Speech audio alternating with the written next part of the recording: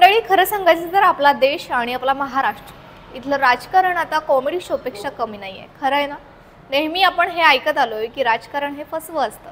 पण गेल्या काही वर्षांपासून देशासोबत महाराष्ट्राचंही राजकारण हे एखाद्या कॉमेडी शोप्रमाणे हसायला लावणार आहे.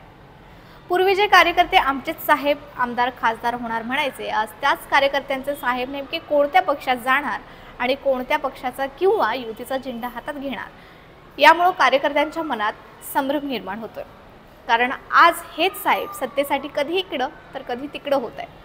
विधानसभेला आणि लोकसभेला जी नेते मंडळी एकमेकांवर टीका टिप्पणी करायचे, तेच आज स्थानिक स्वराज्य संस्थांच्या निवडणुकीसाठी एकत्र युती करताय. आज आपण याच विषयावर बोलणार आहोत. मंडळी, कोणतीही मोठी गोष्ट समजून घेण्यासाठी त्याची सुरुवात नेहमी एका छोट्या कथेनेच होते. चला तर मग सुरुवात करूयात आजच्या आपल्या छोट्या गोष्टीला.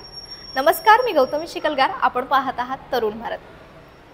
सध्या महाराष्ट्रातील स्थानिक स्वराज्य संस्थांच्या निवडणुकीमुळे राजकीय पक्षांमध्ये, राजकीय नेते मंडळींमध्ये आणि कार्यकर्त्यांमध्ये खळबळ चालू आहे. आणि या सर्व प्रकारामुळे जनता गोंधळात पडलेली दिसून येते. आणि कालच्या कागलच्या पत्रकार परिषदेमुळे कोल्हापूरची जनता सुद्धा गोंधळात पडलेली आहे. कारण विधानसभा निवडणुकीत विरोधक म्हणून लढणारे समरजितसिंग घाडगे आणि मंत्री हसन मुश्रीफ यांनी कागल मुरगुड नगरपालिकेसाठी एकत्र येऊन निवडणूक लढवण्याचं जाहीर केलंय. यावेळी बोलत असताना मंत्री मुश्रीफ म्हणाले, या आधीही 2011 आणि 2016 मध्ये आम्ही एकत्र येऊन कागलच्या विकासासाठी कारभार पाहिलाय आणि हा विकास कागलच्या जनतेसमोर सुद्धा आहे.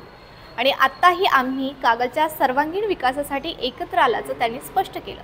या दरम्यान समरजितसिंग घाडगे म्हणाले, आमच्यातील संघर्ष मिटवण्याचं काम ही वरिष्ठ पातळीवरून झालं आणि आमच्या या संघर्षामुळे दोन्ही गटातील कार्यकर्त्यांचं नुकसान होऊ नये आणि कागलच्या विकासात्मक कामाला अजून उभारी मिळावी, यासाठी आम्ही हे पाऊल उचललं आहे, असं त्यांनी सांगितलं.